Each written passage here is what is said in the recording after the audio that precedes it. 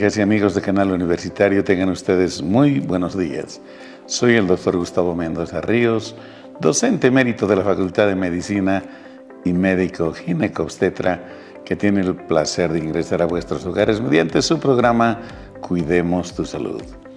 Programa que, como bien saben, fundamentalmente tiene el deber de informarles y educar a ustedes, especialmente en aspectos de prevención y conservación de la salud. Hoy es un día muy especial porque hemos de hablar de un tema trascendental, un tema que afecta fundamentalmente a las mujeres. Nos vamos a referir al cáncer de mama. Precisamente el 19 de octubre se ha celebrado el Día Internacional, el Día Mundial del Cáncer de Mama. Habida cuenta de que este cáncer es el que más afecta a las mujeres y obviamente no solo deterioran su calidad de vida, sino que provocan una gran mortalidad. Tiene un símbolo muy singular, es el de una pequeña escarapela, un distintivo de color rosado. Tiene este color un mensaje muy profundo, y es que a las personas se les incita a tener esperanza y al resto de la población a ser solidaria con ella. Creemos que tenemos opciones para que cada vez menos mujeres puedan padecer de este problema, pero fundamentalmente detectarlas oportunamente para hacer el tratamiento que corresponda. Para ello, hemos invitado a un distinguidísimo par de colegas. El doctor Carlos Peláez Pacheco, quien es médico cirujano especializado en cirugía oncológica, especialmente en mama. Él además es profesor titular y jefe de departamento de cirugía de la facultad. Y también a la doctora Alejandra Mendoza Vargas, quien es médico cirujano especializada en imagenología con un fellow en mama precisamente. Entonces hemos de hablar con las personas indicadas sobre este tema tan importante y trascendental. Pero antes de entrar de lleno a conversar sobre el tema, permítame un minuto de reflexión. Indudablemente, amigos, en la última semana el país ha estado sufriendo las consecuencias de un paro. ¿Qué es un paro? De un bloqueo. Un bloqueo que trata de justificarse de una forma ridícula. Es decir, no hay combustible. Y la mejor forma de que aparezca y se distribuya es bloqueando los caminos para que no pase el combustible. También se habla de mejorar la economía.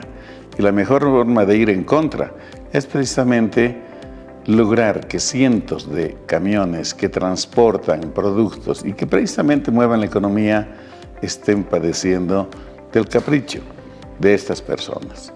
No se puede justificar lo injustificable. La población ya es madura, sabe lo que pasa. Lo dijimos en algún momento. Lo que hoy nos pasa no es un tema accidental, es la consecuencia de lo que se hizo precedentemente, en los años anteriores. De tal manera que no podemos hacernos pues los del otro viernes, pretendiendo decir que esto ha ocurrido por la mano mala o buena de alguien. No, esto yo diría, si fuera una persona de mala fe, fue preparado desde hace 10 años para descubrir hoy día. Pero asumamos que no fue tal cosa. Simple y llanamente no se manejaron bien las cosas y las consecuencias las estamos pagando. Al margen de la otra situación de la que no voy a comentar, que es un tema eminentemente jurídico y que, claro, todos debiéramos estar sometidos a la ley como manda precisamente nuestra Constitución. Dicho esto, amigos, permítanme ir al sector La Facultad de Medicina Informa.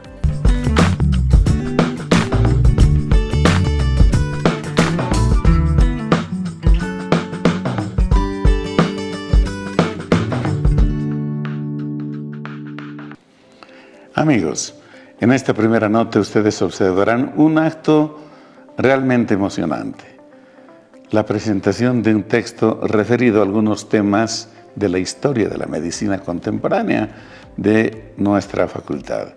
El profesor Elío Calvo es el autor de este libro y tuvo a bien presentarlo en la facultad, habiendo participado las principales autoridades en este magnífico evento. Aprovechamos este momento para felicitar al profesor Elío Calvo por tan importante aporte. Veamos la nota, por favor. El auditorio Ernesto Che Guevara del piso 13 de la Facultad de Medicina, Enfermería, Nutrición y Tecnología Médica fue el escenario para la presentación del libro Temas de Historia de la Medicina del doctor Daniel Elío Calvo Orozco. Sus páginas están llenas de valiosos aspectos relacionados al campo médico. Plantean una revisión de diversos momentos y espacios de la evolución de la medicina y sus protagonistas, pero también concentra su atención en elementos específicos que son necesarios entenderlos. Por si fuera poco, no solo mire espacios temporales y geográficos distantes, sino también realice una revisión de forma magistral y sorprendente a nuestro propio país, es decir, momentos, situaciones, hechos y protagonistas de la historia médica boliviana. Este es el libro, no es un tratado ni es un texto de historia de la medicina. Su nombre lo dice claramente, temas de historia de la medicina. Son temas escogidos de acuerdo a un gusto particular mío, pero no porque me guste, sino observando su importancia en el decurso de la historia de la medicina. Tiene una primera parte que es un recorrido por la historia de la medicina, desde la prehistoria hasta la medicina moderna. Y una segunda parte que ustedes van a poder apreciar, en que tiene muchas cosas propias de nuestro medio, de nuestra facultad de medicina, de nuestras enfermedades. Felicito de gran manera, doctor Calvo, de haber hecho esta creación tan importante para el resto de las generaciones, que va a ser importante dentro de su formación académica del área médica. Lo único que yo me reía cuando revisaba algunos parámetros y decía, si yo solo conozco a Hipócrates.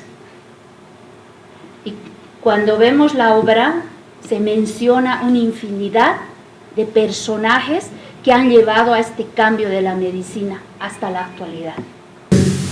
Formador de generaciones de médicos en los cuales ha ido inculcando sólidos conocimientos, sobre todo aparejados de valores, principios, moral y ética para el ejercicio de nuestra profesión.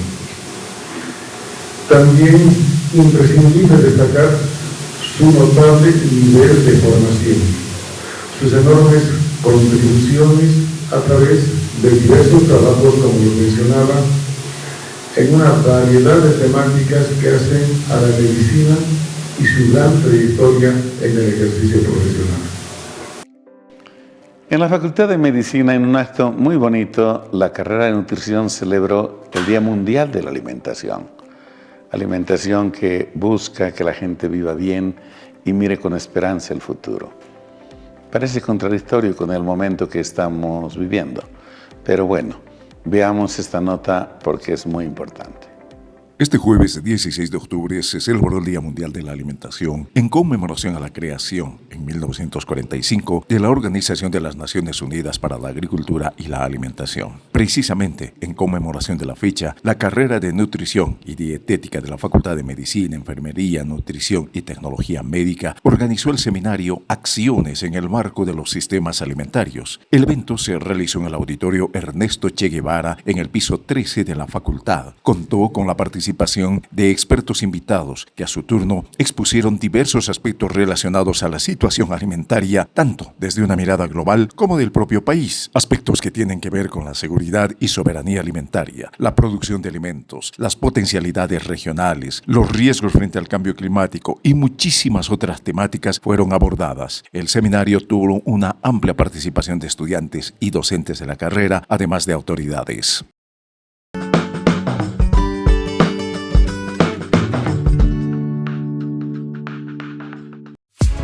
Estás viendo Cuidemos tu salud.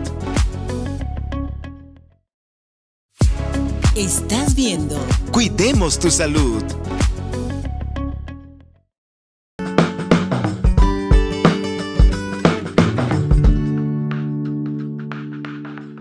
Distinguidos amigos, como lo habíamos señalado precedentemente, está con nosotros nuestros invitados de hoy, el profesor Dr. Carlos Peláez y la profesora doctora Alejandra Mendoza. Antes de entrar en tema, permítanme presentarles y saludar a nuestros invitados. Carlos, muy buenos días, gracias por aceptar nuestra invitación. Lo mismo, Alejandra, muchas gracias. Quiero pedirles que hagamos una conversación ágil. Este es un tema trascendental, especialmente para la vida de las mujeres. Y comenzaríamos con una pregunta, a lo mejor muy sencilla, pero importante.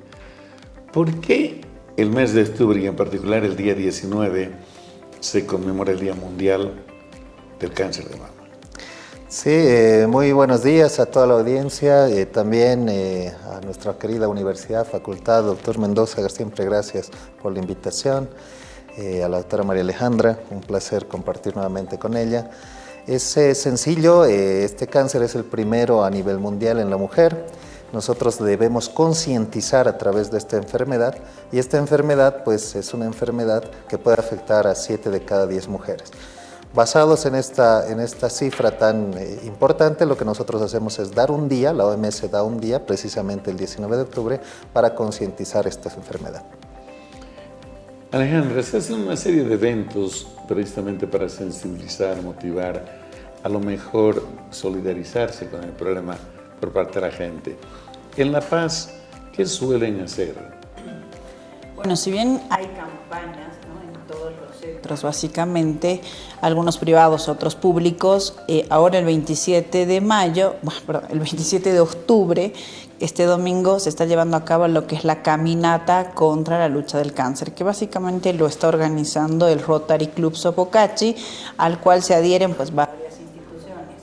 La alcaldía, ahora sé que va a estar participando la Caja Nacional, con lo que va a ser una caminata y también una feria de salud en el estadio, este domingo 27 de 9 a 12. Bueno, ¿cuál es la idea del Rotary o qué hace el Rotary, ¿no? Dentro de sus posibilidades, lo que hace es disminuir a un costo de 100 bolivianos, una paciente compra un ticket y puede obtener o una mamografía o una ecografía con esto para su diagnóstico, ¿no?, dependiendo de la edad. Básicamente es la única actividad que se hace en octubre, por lo pronto, que está coordinada y está a la cabeza del Rotary. Gracias. Y como ustedes pueden darse cuenta, distinguidos amigos, la gente se solidariza, se esfuerza, pero desde mi modesto punto de vista, los esfuerzos son totalmente insuficientes. De eso en un momento vamos a hablar. Es decir, todos podemos estar dispuestos a lo mejor a hacernos el examen. La pregunta siguiente es ¿dónde? ¿A qué costo? Y ahí viene el primer gran obstáculo a vencer. Reitero, vamos a hablar del tema, simple y llanamente lo señalamos para dejar algo establecido. Entremos en tema. La glándula mamaria, Carlos, aunque en su origen embriológico puede ser igual en los hombres y en las mujeres, la relación de cáncer de mama en las mujeres versus los hombres es de 100 a 1, ¿verdad? ¿Por qué ocurre esto? Es que es interesante porque los estrógenos modifican una glándula sudorípara. Esta glándula sudorípara permanece en el varón como glándula sudorípara porque el porcentaje de estrógenos es muy bajo. En cambio, en una mujer, los cambios hormonales hacen que el parénquima mamario precisamente lo que haga es formar acinos, o sea, glándula como tal, ¿no? Estos acinos van a predisponer al cáncer de mama de una u otra forma, en el sentido de que van a sufrir alteraciones hormonales durante toda la etapa reproductiva de una mujer. Entonces, básicamente el problema es un problema endocrino, un problema hormonal. Correcto. Entonces, esto quiere decir, Alejandra, que las glándulas mamarias de la gente jovencita, que a lo mejor inicia su vida reproductiva, la gente adulta, la mamá, y la gente posmenopáusica tiene glándulas, digamos, imagenológicamente distintas? Así es.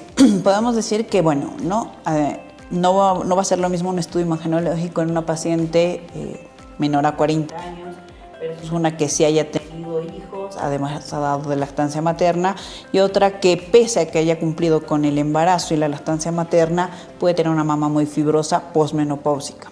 Entonces, nosotros, ¿qué hacemos imagenológicamente? No solo ecográficamente, sino mamográficamente, vemos la densidad de la glándula mamaria. Sí, es completamente distinta lo que va a ser la densidad mamaria en cada una de estas mujeres en distintas etapas de su vida.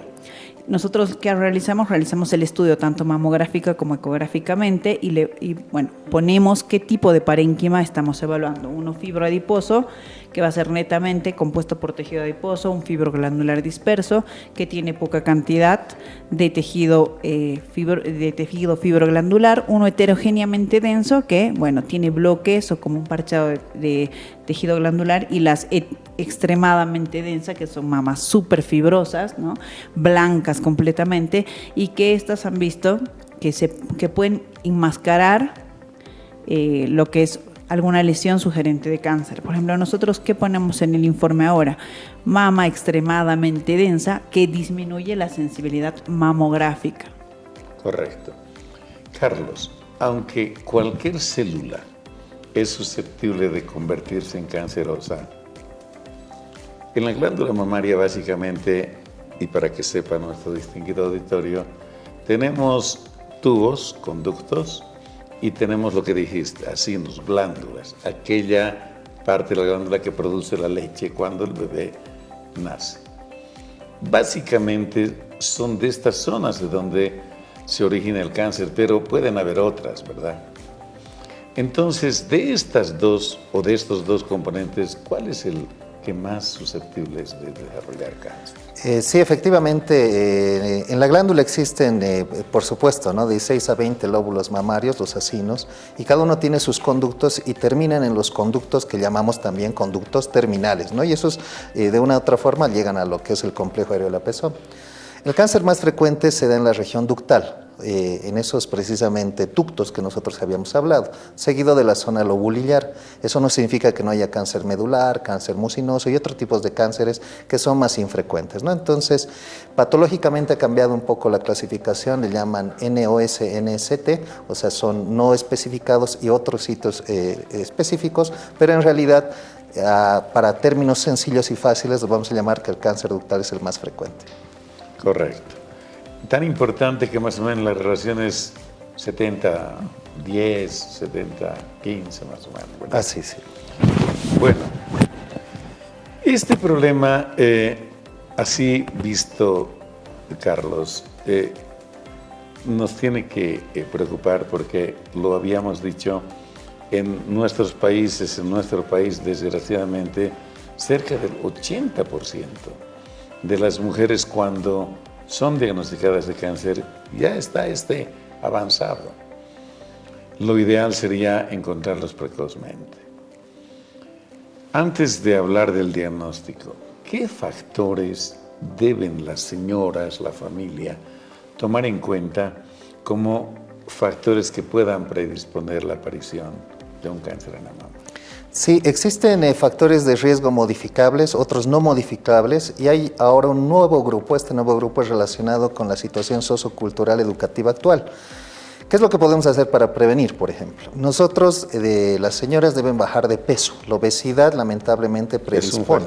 Es un factor. Aumenta los estrógenos a través de una enzima que se llama aromatasa. En conclusión, mayor peso, mayor riesgo de cáncer de mama. Entonces, una forma de prevenir, ejercicio físico. Otra forma de prevenir es evitar el tabaco, evitar el alcohol. Entonces, el tabaco saben que tiene sustancias cancerígenas, 40 probadas, 70 en estudio, y evidentemente las sustancias cancerígenas también hacen mutaciones a nivel del DNA y efectivamente producen cáncer de mama, más que todo en mujeres premenopáusicas. Hay otra relación interesante con el alcohol, por ejemplo. El alcohol también predispone tanto de forma de fragmento de esta cadena de ADN, como que también el alcohol a través de la parte de acetilación también puede producir predisposición a mutaciones a nivel del ADN. Entonces hay que bajar el consumo de alcohol, hay que tratar de no fumar, lo mejor es no fumar, y de una u otra forma esta parte sí favorecería a evitar el riesgo del cáncer de mama. Otro factor importante es dar de lactar. Se ha demostrado que dar de lactar es un factor protector, y creo que eso todos podemos hacerlo. Ahora vienen los relacionados con la actividad sociocultural educativa moderna. ¿Qué pasa con las mujeres que quieren realizarse en la vida? ¿Qué pasa con las mujeres que no quieren tener hijos? La nuliparidad es un riesgo para desarrollar cáncer de mama. Entonces hay que tratar más bien de incentivar a las mujeres a que tengan hijos. ¿Qué hace esto? Hace precisamente que la glándula mamaria madure. O sea, que ese comportamiento estrogénico cambia a otro sistema que nosotros llamamos el sistema de embarazo. Y eso también de una u otra forma va a reducir el riesgo. De la misma manera, ¿no? Si una mujer embaraza muy tarde, predispone al cáncer de mama, entonces tratar de embarazar un poco antes. Efectivamente, les decía, la parte de realización de la mujer, el trabajo, etcétera, hacen que de una u otra forma la mujer esté gestando de forma tardía, incluso con alto riesgo obstétrico mayor a 35 años. También podemos cambiar y prevenir lo que es la herencia. La herencia, si bien no se puede cambiar, el factor genético, hemos dicho, es muy bajo, de 5 al 10%, pero si detectamos nosotros con pruebas genéticas que puede haber un cáncer de mama, en un futuro nosotros podemos hacer profilaxis de esto. Correcto. Y al hacer profilaxis podemos evitar la enfermedad, por lo menos hasta un 5%. Vamos a hablar, al volver del corte, precisamente de esta predisposición que tenía la señora Jolie, que le hizo decidir extirparse las glándulas. Para cerrar este momento, yo soy ginecobstetra. También habrá que señalar que cuando se tienen la presencia de la menarca, o sea, la primera menstruación, muy tempranamente, también es un factor. Y cuando también ocurre muy tardíamente la menopausia, termina siendo otro factor. Es decir, hay factores que influyen y hay muchos más que no los hemos mencionado, pero me interesa mucho, Carlos, que hablemos del tema genético. Permítame unos segundos y seguimos con la conversación.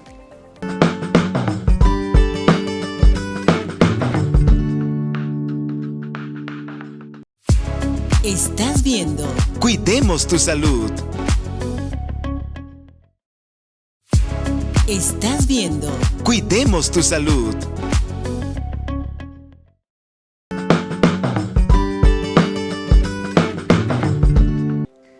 Carlos, aunque definitivamente todos los cánceres tienen un origen genético, porque definitivamente se trata de un tema genético, hay genes que impiden que haya apoptosis, que es la muerte programada, amigos, para no hablar en chino. Las células nacen, crecen, se reproducen y mueren, igual que nosotros, y obviamente en el cáncer estas células no tienen pues límite para vivir. Son de otra raza y por eso proliferan, para decirlo groseramente. Carlos, hay genes que están absolutamente ya demostrados que son genes que predisponen la aparición del cáncer, mucho más tempranamente inclusive que el resto de la población. ¿Cuáles son estos y cómo nosotros debemos entender y hacer entender a la gente? Nosotros usamos un término médico, se llama predominancia, ¿no? Hay agentes genéticos que son predominantes pero de baja frecuencia, otros son de alta frecuencia predominantes y otros son de muy alta frecuencia pero baja predominancia. Para no hablar en chino, como bien habían mencionado, diremos que los genes que más se estudian son los genes BRCA, los que se denominan BRCA, ¿no?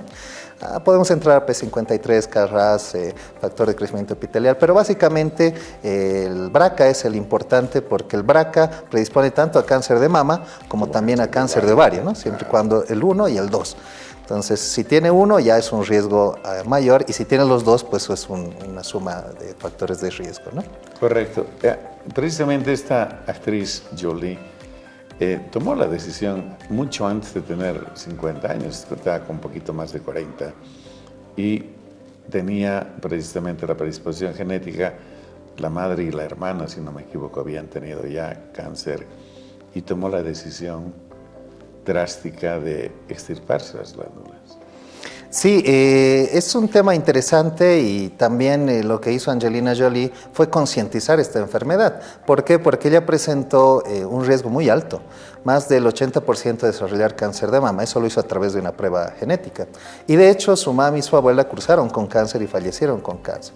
Entonces, lo que hizo Angelina Jolie fue hacerse una mastectomía bilateral profiláctica. Significa eliminar las mamas. Pero eso no incluía, o sea, que el riesgo baje a un 0%. Baja máximo hasta un 5% porque el tejido mamario nace desde la axila embriológicamente y llega incluso hasta el genital externo femenino en la pelvis. Entonces, hay tejido mamario en esa zona que puede desarrollar a un cáncer. Sin embargo, lo que hizo Angelina Jolie, la mastectomía profiláctica, ayudó para que ella no tenga cáncer y hasta la fecha no ha habido registro de que ella tenga cáncer. Qué bueno que señalamos esto, porque tenemos a la mano la posibilidad de hacer el diagnóstico de este factor que predispone al cáncer en el medio también. Imaginológicamente uno dice, me corregirás Carlos, aunque somos más o menos del área, después de los 50 años, otros dicen 40, se debe hacer un estudio radiológico, una mamografía, siempre complementada con una eco. Y sin embargo, en estas pacientitas no se tiene que esperar tanto.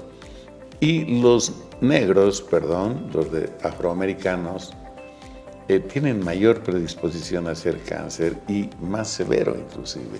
¿Cómo se sugiere que se hagan los controles estas personas que tienen predisposición?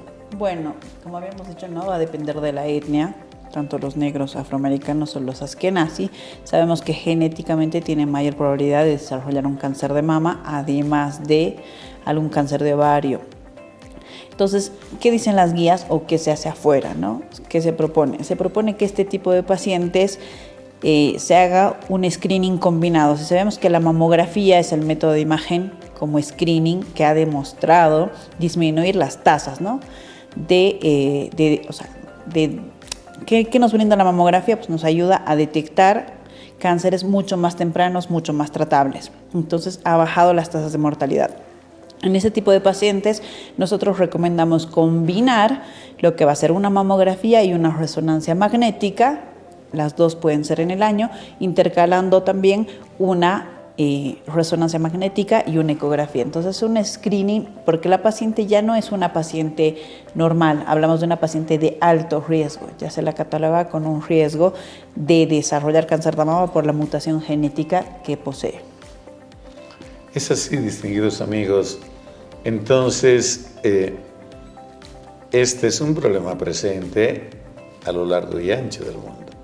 Carlos, ahora como clínico cirujano y también como imagenóloga, ¿desde cuándo recomiendan en la gente común, sin factores de riesgo, hacerse un screening, un tamizaje, amigos, de cáncer de mama? Y si debe ser necesariamente anual o, como algunos proponen, bianual después de un par de veces que ha salido normal, etcétera, etcétera. Sí, el tema es bastante interesante en el sentido de que se ha discutido a nivel nacional. Nosotros, nuestra esperanza de vida, si bien ha aumentado, no es igual a otros países europeos, por ejemplo, donde la esperanza de vida llega a 80, 90 años. Entonces, nuestra esperanza de vida ronda los 75 años, 76 años. Eso significa, y el punto de discusión es cuándo hacer y cuánto tiempo hacer. Exacto. Las conclusiones ya son más sencillas, ¿no? Se supone que una mujer que no tiene el riesgo debería hacerse bianual el estudio. Correcto. Una persona que tiene algún tipo de riesgo, anual.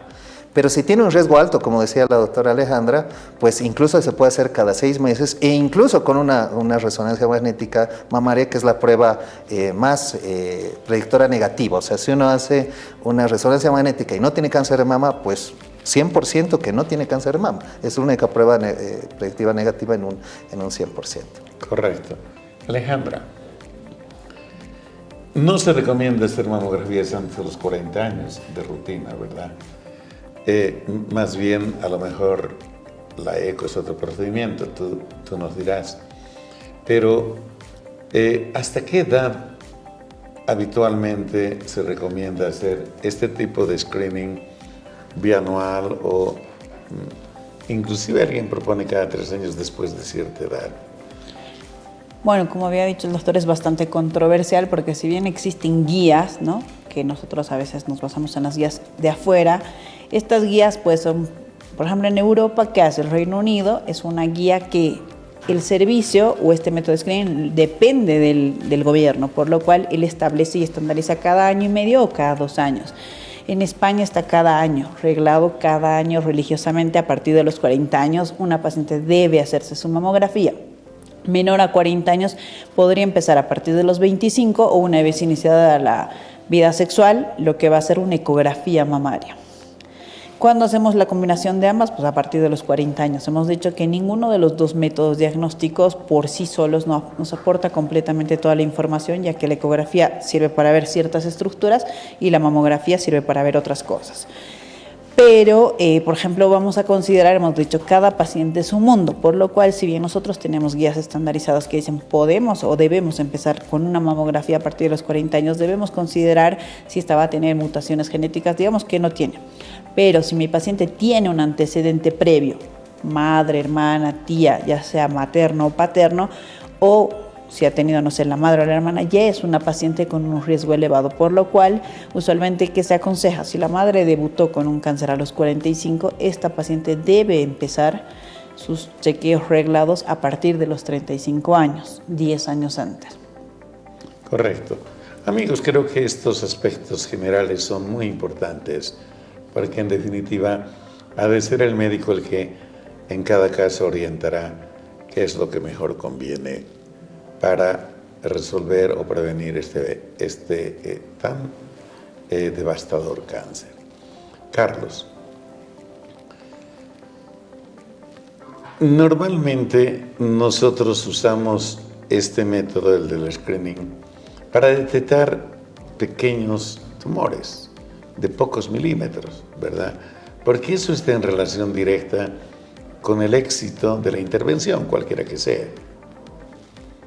De hecho, si tenemos un tumor de 1 centímetro, para decir algo, y se ve que es operable, groseramente, se resuelve el tema quirúrgicamente, la esperanza de vida aumenta importantemente, ¿verdad? Versus, digamos, otra señora que tiene un tumor de 10 centímetros. Sí, ha cambiado un poquito. Es cierto que ahora tenemos factores predictivos. Estos factores predictivos y factores pronósticos, más o menos les explico un poquito. Pronóstico significa, por ejemplo, el tamaño tumoral. A mayor tamaño tumoral, el riesgo de cáncer de mama pues, es mayor. Significa que el resultado que nosotros podemos tener es probablemente no curar a esa paciente. Entonces, mayor cantidad de tumor, efectivamente, menor posibilidad de cura. Pero estos factores pronósticos no solo son el tamaño tumoral, sino la afectación ganglionar, significa las metástasis que pueden haber a nivel ganglionar. El grado histológico significa que a nivel del microscopio, si esta célula se está desdiferenciando de la célula madre, que es la célula mamaria, si es de un grado alto, significa que no se parece a la inicial, es más agresivo. Tenemos un índice de proliferación, le llamamos Ki67, a mayor índice de proliferación, igual el pronóstico es sombrío. Y etcétera, etcétera, ¿no? De esa forma son los factores que nosotros llamamos pronósticos. Pero ahora hay lo que se llama factores predictivos. ¿Qué significan los factores predictivos? Nosotros ya sabemos con el tratamiento hasta dónde el paciente puede curar. Y ahora todo aquello se resume en algo que llamamos perfil molecular. Nosotros vemos si la paciente expresa estrógenos, expresa progesterona, si expresa una proteína que se llama HER2, o por último no expresa ninguna de ellas, le llamamos triple negativo. Entonces estos factores predictivos lo que hacen es dar indicación del tratamiento, y a través de la indicación del tratamiento más o menos también nosotros sabemos el pronóstico relacionado a los factores pronósticos que ya teníamos en la antigüedad. Gracias, Carlos.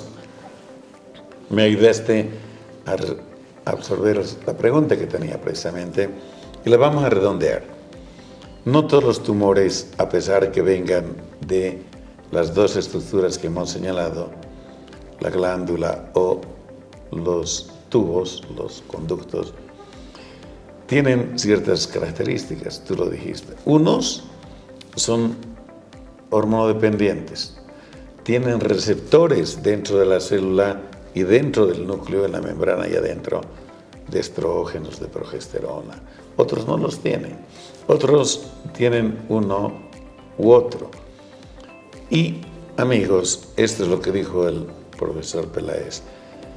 El cirujano, el médico, el oncólogo, determina qué tipo de tumor es el que está presente para tomar la mejor alternativa de tratamiento. Es decir, todos los tratamientos, eso quería llegar, no son similares para todas las personas, ¿de acuerdo? Pero aún más, hemos dicho que el 80% ya son tumores groseros que prácticamente dificultan el manejo y el éxito de cada caso. Alejandra, cuando se encuentra un tumor en una glándula, ¿cómo hoy se confirma que este puede ser o no cáncer? Porque la biopsia termina siendo el patrón de diagnóstico en todos los casos, ¿no? Bien, si bien nosotros lo que hacemos con los estudios imagenológicos es caracterizar lesiones, ¿no? De características benignas, podemos encontrarnos con características de baja sospecha, mediana y de alta sospecha. Entonces nosotros siempre van a leer en un informe el BIRATS. Es nuestro léxico para qué. ¿Cuál es, si bien deriva de una sigla americana y ha sido instaurado por el Colegio Americano de Radiología, es como nuestra Biblia, nosotros decimos, porque pues la idea es que si una mamografía se hace aquí en Bolivia y la paciente por X razones viaja a la China, el BIRATS le va a decir al médico qué es lo que estamos concluyendo. Nosotros utilizamos los BIRATS, hemos dicho, para caracterizar lesiones. Entonces, cuando nosotros ponemos un BIRATS 4, ya estamos hablando inmersamente de que estoy indicando conocer la histopatología de esta lesión. Si bien una lesión sospechosa debe realizarse una biopsia, el método más incruento es la biopsia percutánea bajo guía ecográfica, pero además no solo que necesitamos de la anatomía patológica, ahora se complementa con lo que mencionaba el doctor, la inmunohistoquímica es vital. ¿Para qué? Para que yo sepa, cuál es el nombre y apellido de mi tumor, pero además, ¿qué me dice la inmunohistoquímica? Me va a decir cómo tratarlo, dependiendo si el receptor es progesterona o estrógeno negativo o positivo, también lo del HER2, o directamente me dirá que es de difícil tratamiento si es triple negativo, como le había dicho. Correcto. Entonces, creo que esto es muy importante, amigos. La imagen radiológica se cataloga en distintos grados y, como bien señaló, un tipo 2 a lo mejor son imágenes que no denotan preocupación porque son benignas o son poco importantes, para decirlo groseramente, pero un grado 4 o 5 prácticamente dice esto tiene toda la característica de que sea un cáncer y hay que confirmarlo inmediatamente. Esto es lo ideal, Carlos, encontrar el tumor precozmente, tal vez menos de 2 centímetros, pero ocurre todo lo contrario. Entonces, en el siguiente sector les voy a pedir que hablemos de qué se puede hacer, porque lo grosero lo detecta hasta la vecina, ¿no es cierto?, para prevenir y no llegar a este extremo. Es decir, si la paciente puede hacer algo, si el cumplir con el screening es importante y si algunas medidas más podemos tomar. Amigos, dennos unos segundos y estamos de vuelta.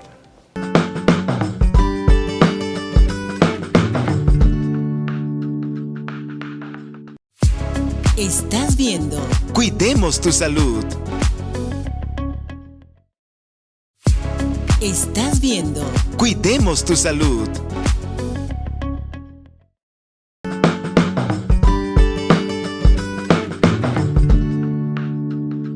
Amigos, habíamos planteado qué podemos hacer nosotros, ustedes, para ojalá determinar al tumor lo más pequeño posible, porque hemos dicho el pronóstico y el manejo se hacen muy favorables cuanto más pequeño es el tumor. Precisamente, Carlos, se decía anualmente y a veces bianualmente, porque se sabe en qué tiempo más o menos progresa y duplica el tamaño del tumor. Y por eso, amigas, y me dirá Alejandra, si tengo razón.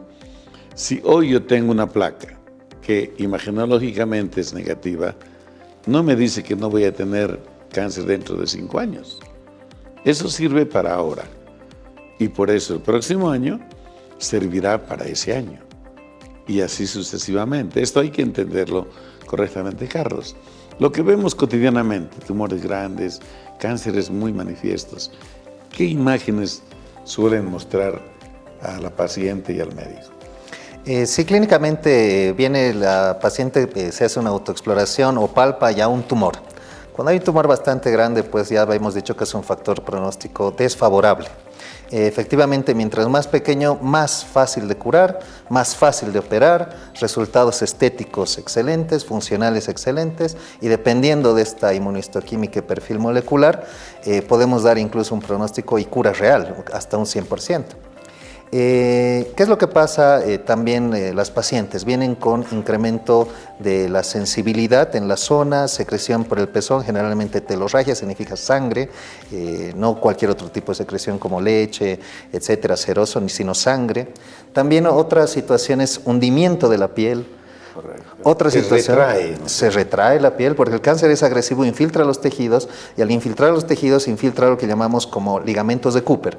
Esos ligamentos sostienen a la mama, no son ligamentos, es tejido conectivo, pero nosotros los médicos llamamos ligamentos, y al afectar esa zona pues retrae la piel. Lo mismo puede retraer el pezón.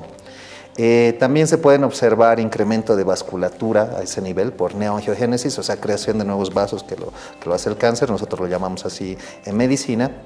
Y por último, el paciente pues ya puede presentar deformidades, ¿no? Una paciente que conoce sus mamas, si empieza a detectar deformidades, es otro signo clínico que nos va a determinar un cáncer, ¿no? Ahora, respecto a los signos imagenológicos, creo que la doctora María Alejandra nos va a comentar un poquito más profundo. Hay signos que son muy claros, como hay otros que no, ¿no? Entonces, creo que va por ese punto. Entonces, amigos, estas imágenes que uno mira en la glándula son casi seguros de cáncer. También se habla del color de piel, de la forma de piel de naranja, de la superficie de la piel, etc. Imagenológicamente, ¿cuándo, Alejandra, se sospecha de la presencia de un cáncer? Bueno, vamos a separarlo. En la mamografía, ¿qué es lo que nosotros valoramos? La presencia de calcificaciones, ¿sí? Entonces nosotros, si bien podemos discriminar en calcificaciones de aspecto radiológico benigno, como son, no sé, una calcificación bien redondita, su forma bien bonita, sus bordes bien regulares, toda ella es blanca, si queremos decirlo así, versus las microcalcificaciones de sospecha, ¿no? Que van a ser de diferentes tamaños, de diferente densidad, la distribución que presentan, si están agrupaditas o no, cuánto de agrupación y la distribución. Algunas pueden ser difusas, que está bien, las lineales, pleomórficas y finas son las que mayor porcentaje de positividad para un cáncer presenta. Entonces, en la mamografía nosotros vemos primero las microcalcificaciones y segundo vamos a ver que, obviamente, si tengo un nódulo radiodenso espiculado que además me está retrayendo tejidos adyacentes, voy a identificar eso, puedo identificar, no siempre se va a expresar con microcalcificaciones o un nódulo, también podemos ver distorsiones, asimetrías. Entonces, esos son signos indicativos para nosotros, es, ok, ¿qué está pasando aquí? Y eso lo vamos a buscar en ecografía. Entonces, gracias. Creo que, amigos, son estos aspectos inherentes exclusivamente a la interpretación y diagnóstico de la especialidad. Pero vale la pena que ustedes sepan qué cosas, entre otras, buscan para dar una impresión diagnóstica. Carlos, entonces, ante esta situación, podemos a lo mejor sugerirle a las mamás que desde prácticamente comienzan su menarca, debieran aprender a hacerse un autoexamen de mama. La idea es conocer las glándulas como son, y ante la presencia de algo distinto, un nódulo o lo que fuera, sería motivo de consulta, ¿verdad? Sí, hay que diferenciar lo que es detección temprana de lo que es concientización y efectivamente conocer, que una mujer se conozca. Entonces, mientras más temprano se conozca una mujer, mejor, en el sentido de que va a conocer sus mamas y efectivamente, como usted dice, doctor, va a detectar cualquier alteración. Y al detectar cualquier alteración, inmediatamente tiene que acudir con el profesional, porque el profesional va a decir qué está pasando en esa zona. Y recordemos que las mujeres jóvenes no están entrando a screening, o sea, no están entrando a mamografía. Entonces puede haber cualquier alteración y esa alteración pasar por un cáncer. Y recuerde que el cáncer de mama en mujer joven es más agresivo. O sea, de hecho la edad es un factor de riesgo muy importante. Más jóvenes, más agresivo el riesgo en cáncer de mama. En conclusión, sí, se aconseja hacer una autoexploración.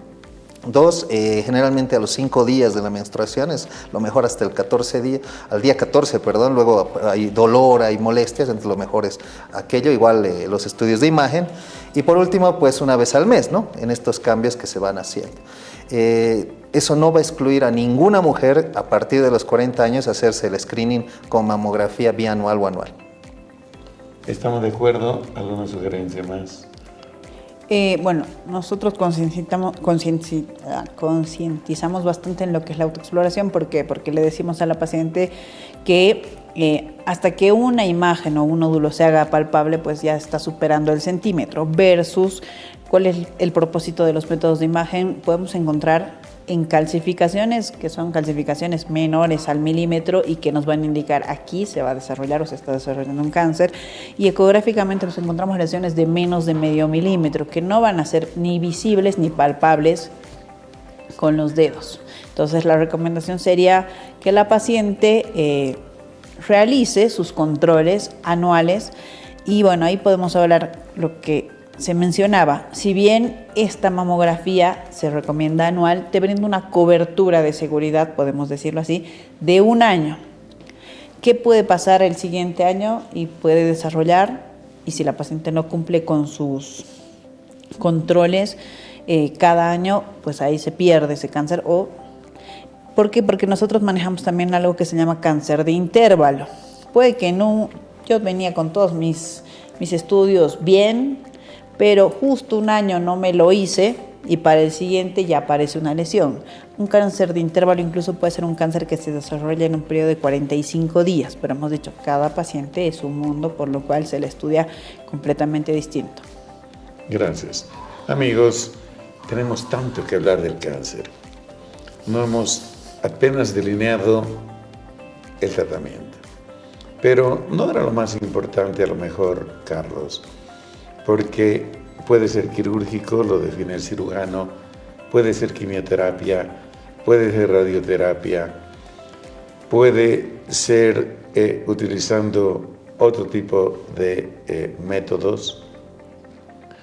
Se utilizan productos de anticuerpos monoclonales prácticamente en ciertas circunstancias, etc.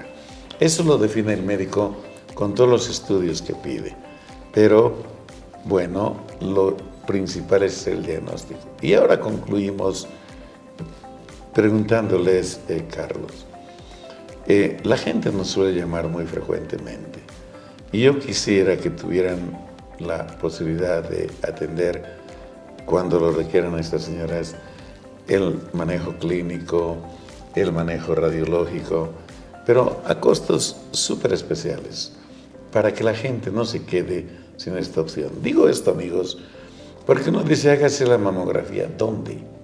¿Cuándo? ¿En qué lugar? ¿A qué hora? No hay esa respuesta. Es decir, decimos lo que hay que hacer y ahí se para. Y esa es cumplir a medias con una responsabilidad. Yo no voy a hablar de muchos dinero, pero una mamo puede costar X y acá podemos conseguir a lo mejor con la mitad, lo mismo que la consulta de atención y seguimiento. Entonces, los invitamos a probar. Si vamos a ser coherentes y requieren de esto, no duden en llamarnos y nosotros viabilizaremos a los especialistas para que puedan ser atendidas correctamente. Se nos acabó el tiempo. Carlos, muchas gracias. Alejandra también. Por favor, Carlitos, tu despedida y un mini mensaje para la gente. Lo mismo luego hará Alejandra. Sí, gracias nuevamente, doctor Mendoza, por la invitación. Un placer participar con la doctora Alejandra nuevamente. El cáncer de mama es un cáncer prevenible. Mucha gente piensa que no, pues sí se previene. 2, es un cáncer detectable a tiempo. Significa que si lo detectamos precozmente, se cura. O sea, es un cáncer curable. Y por último, lo que decía, ¿no? Este mes es el mes que nosotros llamamos rosa, precisamente por el color que pusimos en contra de esta enfermedad. Aprovechen este mes, decían que hay varias campañas, en el Hospital de Clínicas también una campaña gratuita, se está realizando ahora, hasta el día jueves. Hay otro tipo de campañas que acceden a mamografías, ecografías de costos económicos. También en el hospital va a haber de parte gratuita a través del SUS. Esta campaña viene en noviembre. Y por último, conozca sus senos, no olvide realizar sus estudios de screening. Ya les decíamos, a partir de los 40 años, una mamografía anual o bianual si hay algún factor de riesgo, y ecografía mamaria en mujeres más jóvenes si es que detectan algo que pueda ser anormal. Gracias, Carlos. Alejandra. Bueno, muchas gracias por la invitación. Aparte de lo que dijo el doctor, pues haríamos hincapié en lo que son los factores modificables.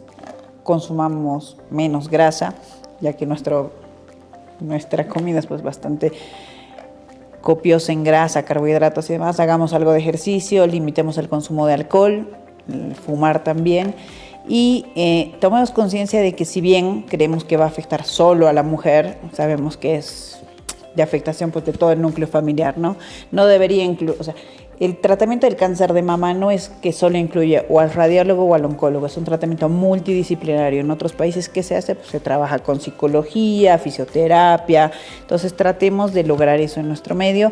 Si bien es difícil, bueno, le podemos decir a la paciente que tome conciencia también, porque no solo todo depende de la parte médica, también depende mucho de la conciencia que tome la paciente en modificar estos factores, de realizar la autopalpación y de acudir a sus controles médicos. Distinguidos amigos, esto fue todo por hoy. Esperemos sinceramente que esta información sea muy útil para usted y su familia. No olviden, al despedirnos, reiteramos, quieran mucho a la familia, a los chicos y a los grandes. Denles mucho cariño, mucho amor. Esto es lo que mejor reditúa y compensa las dificultades que tiene la vida. Nunca dejen de soñar. Nunca pierdan las esperanzas. Vean la vida con optimismo. Es lo que hoy tenemos y lo que Dios nos da.